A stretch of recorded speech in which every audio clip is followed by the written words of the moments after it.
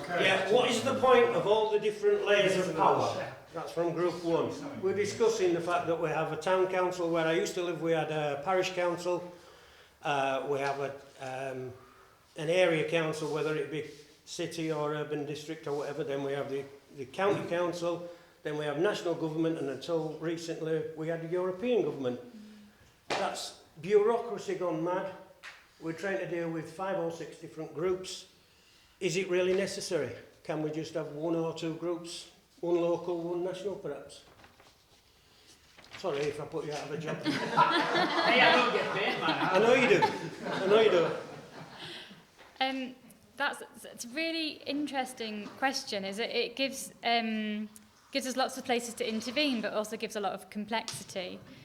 And I think the theory of having lots of different layers is that if it was, say, entirely national, then they wouldn't know each area's challenges well enough to make decisions, and there wouldn't be enough people that understood the place. So that's the sort of the justification of it being not entirely national is just local knowledge, understanding, decision making, and also there's so much difference between so what would work in Kent wouldn't work in Bradford, for example. So that's a justification for not being entirely national. The justification for not being entirely local is that we'd always need a road to Kent from Bradford, for example. And you might not get Bradford and Leeds to agree what works for both of them. And so somebody might need to have oversight of things like energy networks, railways, roads, which connect lots of different areas. So the kind of, or it's like the National Health Service, for example. So I think if every single part of the health, someone from the health service knows far more about this than me, but if every single one was run differently, there'd be too much difference. So there's some things where we need, there's physical things that connect lots of different places, or there's a service that needs to be the same or as similar as it can be in lots of different places. So that's the argument why it's not completely local. So there's some things that work better at a national level, there's some things that work better at a local level. And with regions, we used to have a much more consistent regional layer of government. Used to have regional development agencies where that was a coverage across the entire country. And the argument there was that there's some things that need the sort of middle scale. And so that was mostly around industry. So, for example, the North East was very big on shipbuilding. And so it made sense to try and transition the shipbuilding sector at a regional level, because Newcastle couldn't have done it by itself, because there was stuff in Sunderland and South Shields as well, for example, or the Humber side. There's a lot of industry where it makes sense to work at a bigger scale than local, but again, the North East is so different to Humberside, it wouldn't make sense for national government. So that was actually got rid of, because that wasn't an elected level of government, but now the regional government we do have, it's patchy, but we've got an elected mayor. So there's just justifications that line between things being nationally important or needing to be nationally consistent and needing to have the right level of local information. And that happens with the town council. And I'm sorry I didn't mention the town council when I was talking. I did say we had a town council. I didn't say what they did. And so something like Bradford doesn't really care about... It does care. It doesn't have the capacity to deal with some of the things that the town council deals with. And again, some things like, have you spoken about the role of the town council? Would you be happy to just briefly say because it might show what specifically is important at these levels. So it adds complexity, but sometimes there's better knowledge about what to invest in or what to do at the different levels. So, that's about it, really. There's 11 town councillors in Shipley. There's parish councils all over the Bradford district.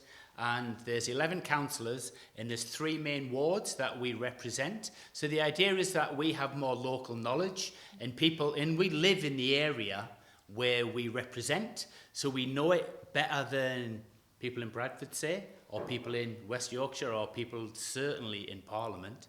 So it's about that local representation. So we've got a bit of a budget. It's not a great deal, and there's a precept on people's community charge, of about 2% or something like that, that goes to our budget. And we get representations from people about what they'd like to spend stuff on. So it's more community action stuff, community groups, like Nifty Sustainability, for instance, got some money to develop a green area in our area. We're giving grants out to youth groups because they want to do some kind of arts projects, stuff like that. So we're more local, and we're more accountable because I walk in the same street of my people kind of thing. So, you know, there's a direct, accountability. And that's a really important point about representation there is that at every level you have elected members and they're supposed to represent the people of their constituency. So if they're closer to the constituents, then they can represent them better. So it is really important to challenge the complexity, but there's reasons for that. Perhaps we should have a condition of residency for the MPs then, because somebody from Bradford could be representing Bexhill-on-Sea. Yes. That's what I mean, the whole thing is corrupt. There's challenges to the system. So the representation is the best way to do it at the moment. And there's the theory of representation, there's the reality. And there's always going to be challenge with people not representing their constituents. But we've got that's the sort of the theory that our democracy is based on, and that's the way that it is done. I'll try not to get into political philosophy with you, but that's the sort of theory of our democracy, which is in our constitution. So yeah, it is problematic. We don't have a constitution, not a written constitution. Not a written constitution, no. But in the founding of our common law, the people decide. The founding of our government principles. You want to ask your question, Debbie? Yep. How do we, as individuals, get the government departments to listen to us? Simple one for you there. Yeah, but it's important. And so I think and I'll pick up a clarification from earlier as well, is about who can listen to what. So elected representatives, we can lobby them directly. They're supposed to represent us. We are supposed to with their views. And then they work with civil servants. So we can't directly lobby civil servants. We can't go to the director of Bradford Health Trust and say, you should do this. So there's important, where our voice can be heard.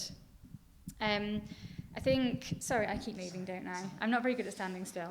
Well, for the karaoke. There's getting a voice heard by writing to elected representatives. So that's one thing, is directly lobbying. So if you've got a concern, writing, sending things to your town councillor, your local authority councillor, your MP. So that's one route of getting voice heard. Then the people who are actually making policy, should be, so the civil servants should be listening to events like this. So this is one form of evidence where civil servants should or could be listening to. Now, there's challenges there. They might have a call for information. So one way they get evidence. So what they do is they try and gather evidence to analyse it and then decide what to do about a particular problem. So the challenge is that they use certain types of evidence. They might use a paper that I write. They might use a report that a business has written. And they might use just information when they've sort of got certain people together to talk about it. So what they don't do much is talk to the public. So that's a challenge. There tend to be limited opportunities for civil servants to hear your voice. So the important thing is that try to find ways for the findings from this kind of jury to go to those kind of people. And I know Paul's been working very hard to get civil servants to actually be open to using the findings from this. But quite often they will ask for information. So it's trying to find, and often that is best coming through community groups, and actually responding to the government when it calls for information on something. So trying to find something that you think is important, a community group that might be able to collect your information and put it forward in these consultations. So we'll have, they do have formal process of collecting evidence around things called select committees, where the government is looking at an issue and they're trying to gather all the evidence that they have. It's unusual for members of the public to contribute to that. So it might be better, so lobby your elected representatives directly, find groups that might be putting evidence into government. Because, yeah, it's really hard to get heard. I fully understand. It's very simple when you say, you know, the government need to listen, but there's not many avenues for you to do that. Things like, you know, responding to planning applications is another avenue, but it can feel it takes a lot of time and energy to do that. So quite often finding a community group or a charity or some sort of form of activism where they can take your voice and make it heard, someone who has already got a route to do that. And we'll pick up on activism as a route, because I didn't touch on activism as a way to get your voice heard.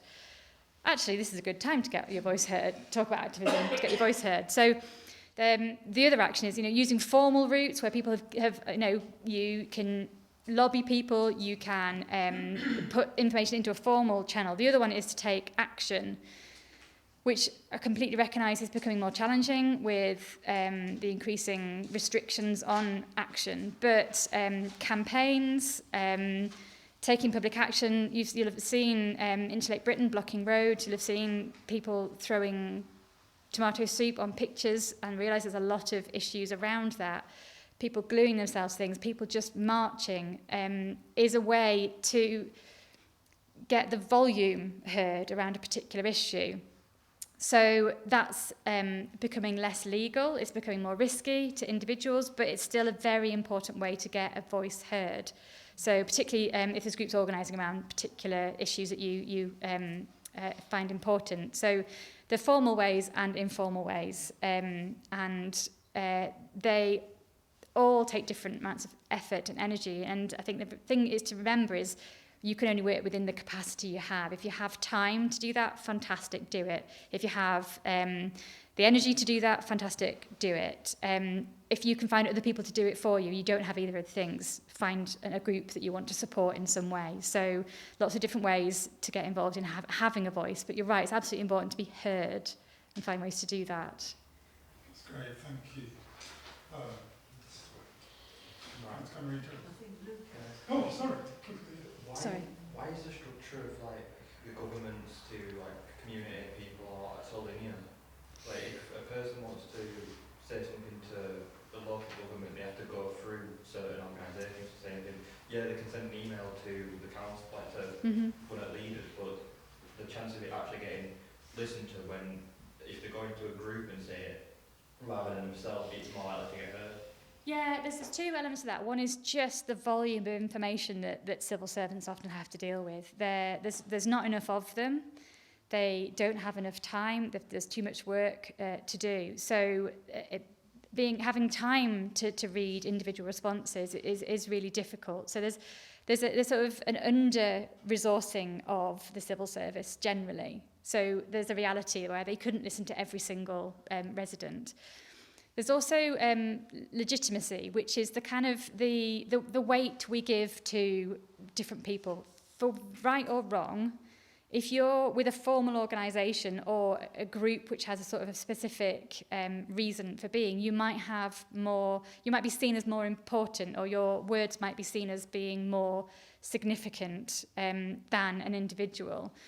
That's not necessarily always the case. It's just that when people are making decisions or taking evidence, we have to set some sort of like rules of thumb because of the amount of evidence people take. So you just would trust information from this source more than you trust it from that. It's a gut instinct. So a lot of decisions are made by gut instinct, or some rules you have. It's like, I know this organisation, I trust it, I'm going to listen to what they say. I don't know this person, I don't know what their credentials are, I don't trust them. So it's not always, it's not a right judgment. It's just that because people have so much information to process, they have to make these sort of like shortcuts for decision making. So it would be fantastic if civil servants had time to listen to everyone, but in the context of austerity, of just the pressures people are under, there's the shortcuts have to be made in that. If you want a specific issue, you can raise it in Parliament if you get 100,000 people to sign an online Petitions, that's another form. Yeah. Decide, I have to go to a group of people to get But that's I mean, you're a voice in the wilderness, but you know, if 100,000 people want to be heard, somebody's going to listen. Like the only time that I've heard anything from national government is if DWP have called me saying that they're sending me money. That's the only time I've ever heard anything from like a department or anything like that. Any other way, there's no she's no communication whatsoever. How can we fight misinformation at a local and a regional level? That's really important. So misinformation, it sort of goes back to the point about being so much information. There is so much information around and it's coming from so many different sources. It's really difficult to know where it's come from. Do we trust it? Is it the right information? And again, this is a whole discussion point, but it is a really important thing to come up because quite often it's not even information, it's that, and also when people take information, they compare it to what they think is right and what their values are, and if it aligns with that, it takes hold. So we need to understand the information, but also what people hold dear, because it's much easier to accept information if it aligns with what you already think. So there's this sort of psychology to it as well. So it's not people are stupid, it's that where they take information, they automatically think, well, does it sit with what I want and like and need? So there's one element of that is like understanding what people's values are. So why is this information getting through more easily?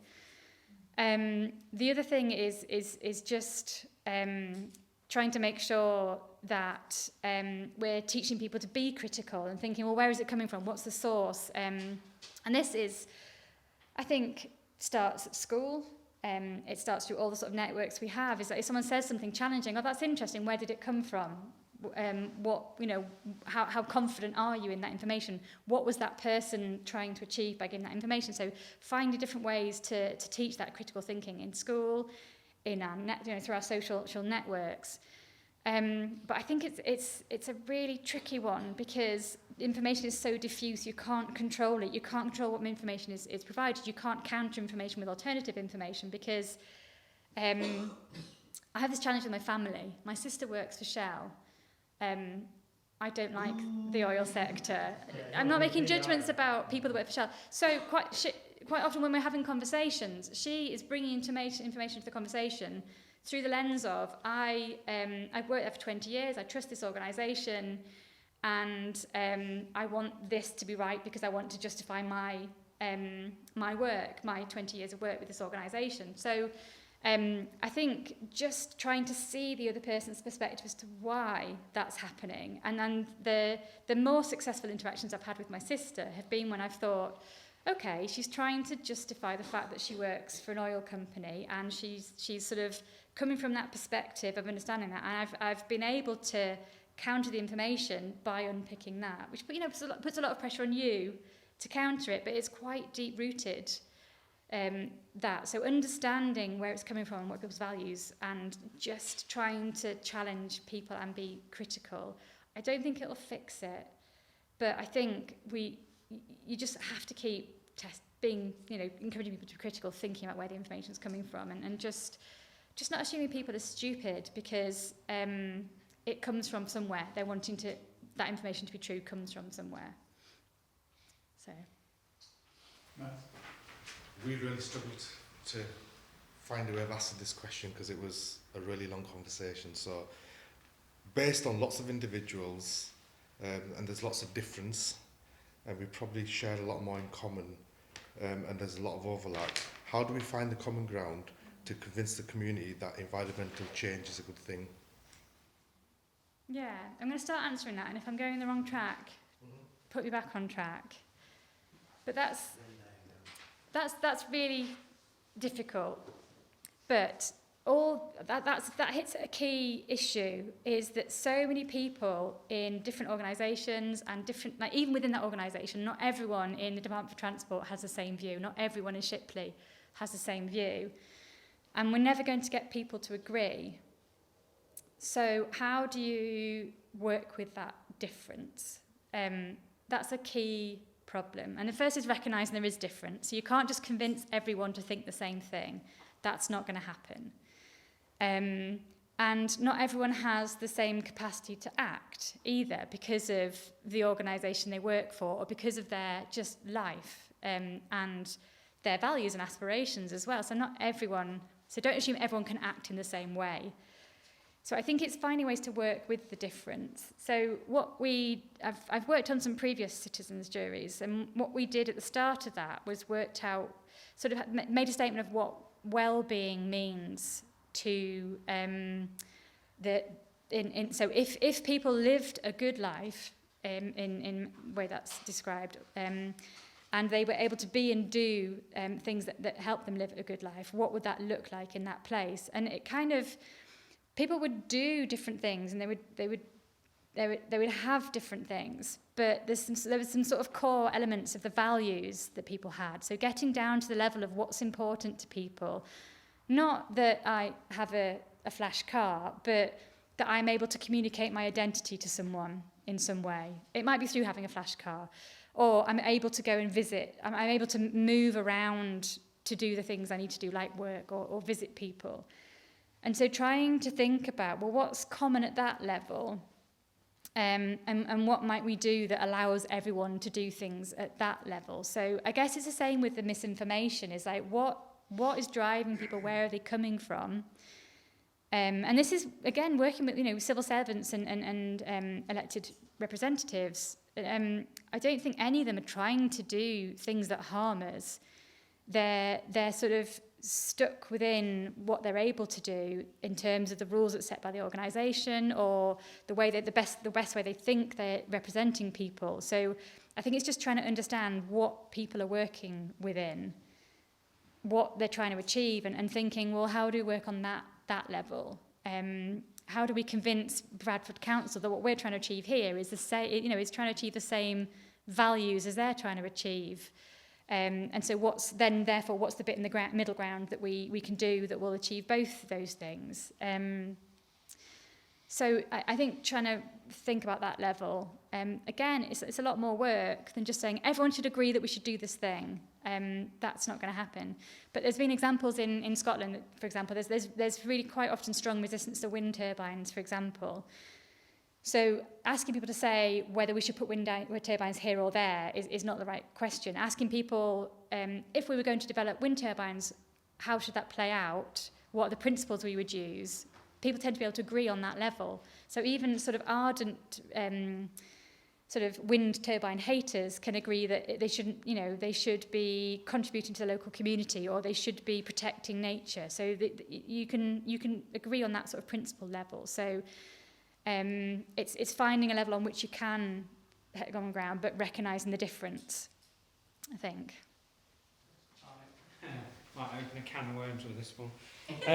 All kind of Has leaving the EU been bad to our environment? Basically, has the UK government funding since and forward thinking, has it been bad since we've left the EU?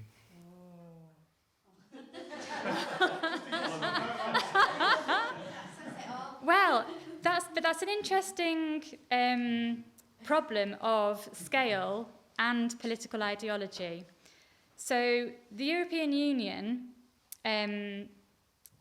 farming subsidies, for example, when set at the European Union level, that had to accommodate farming in the UK and farming in Poland, for example. So the same standards had to apply to those cases when those countries at very different stages. And so there was a lot of suggestion that say, just taking that, for example, wasn't the right way to do it for us, and it was missing lots of opportunities. And so it was implemented in different ways, but there was a real sort of upswelling of hope. And I know there was a lot of activism around that transition from coming out of the European Union. So a lot of charities and activist organisations put a lot of pressure on the government to do some concrete things, and there was some really strong proposals just around agriculture, and a lot of evidence. So we had colleagues at Leeds that worked on, for example, policies that might replace that. So there was a lot of possibility, but because then when it comes down to a national level, it becomes a lot more political, then it didn't align with the new Prime Minister's ideology, and so it's gone out. So there's sort of there's challenges there, is that it's less democratic at the European level, but then it becomes less political. So there's kind of, again, it's thinking about what's driving the decisions and where is the best place to do it. So I'm going to be a bit of a social scientist on this, and it depends. So it's challenging because there was a promise of it being better because we could represent farming and the situation in the UK better. We didn't have to get something that worked across all 27, 28 states. But the European Union is much more likely to be directive and less political. So sometimes it's great because it can just shove things through because it just, things happen. So we've had a lot on waste management that's come through that which wouldn't have happened if we'd left it to a sort of more political situation. So things like landfill directive came from the EU. So now people have to pay, and then that goes into sort of paying for the waste facilities. That got brought through, and there's a lot of reflection that wouldn't have happened if it just the sort of juggernaut of the EU hadn't made it happen. But it might not have necessarily reflected the situation in waste here. So it's about where you can get traction and where it needs to be locally relevant. So it depends on that. So same policy that I reflect the rural community. The same policy that governed farmers in Lincolnshire governed a farmer in Greece with an olive grove and a goat. That's basically it, and they're all governed by the same rules. This is the last question. I wanted to take up your offer to explore the different agents of change that you went through and to consider two schemes, one of which I think has been successful and is happening, and one which I think is not happening, although I might be wrong. And if you don't know about the schemes, don't worry, the question's over. The two schemes that I wonder if we could consider are the one called Leeds Pipes, which is the low-carbon district heat network, which I understand is successful in the sense that it's underway, it's happening, versus the less successful initiative in Keighley, which was the proposed incinerator, which... but I think the Leeds Pipes example is also an incinerator, but doesn't say it's an incinerator. yeah. Maybe that's a success. No, this is interesting because this started from the European Union. So this came from local authorities having a legislated duty to direct waste from landfill. So there's a European directive which says that we'll fine a national government if they don't direct waste from landfill. So it starts back at Europe. So regulation, divert waste from landfill. And then the national government say, well, we're not the best people to say where waste facilities should go because waste, it's locally generated. There's no network involved. So it makes sense to treat waste near where it's generated. And it might be that the type of waste varies in rural versus urban areas. I don't know, maybe there's more offices that produce paper in urban areas, for example. So say we've got more paper in an urban area than in a rural area. So they say, okay, we make it a duty of a local authority to collect and treat waste. So they've delegated the duty down to the local authority level. And then they say, you've got targets to meet. There used to be targets on waste. To do this, you have to decide what you do about it. Don't bother us, just do it. And then the local authority has to find the right way to do that. And the challenge with waste is that some materials, it can be hard to recycle. So they do all they can, but there's still something left. And so they can't meet the targets to divert from landfill in some places, particularly big urban places, without, say, burning it in some way. Leeds is big enough that it makes sense for them to do it on their own. And so they didn't have to collaborate with any other local authority. They could do it was all within their control. And they have a lot of land, so they then had to act as the planning regulator, and so they got a private sector company to build it. So they created a tender to build it, and then they had to approve the planning permission. So then that's when the public could have objected to that, and that picked up in the Keighley state. So then the public could come in and say, nah, we don't, we strongly object. If that got listened to, it comes to the point of legitimacy, who has a voice. So they ask all sorts of stakeholders, which might be businesses, it might be sort of the Environment Agency, and the public can represent. So at that point, Leeds, the local authority, could have gathered information from community groups, they could have gathered information from the public and from businesses. to comment on the planning application. So that's when they would have had a point to intervene in that. And then they built the, they call it, I think, energy from waste facility. So it's technically, it uses a different technology from an incinerator. So it's at a higher temperature.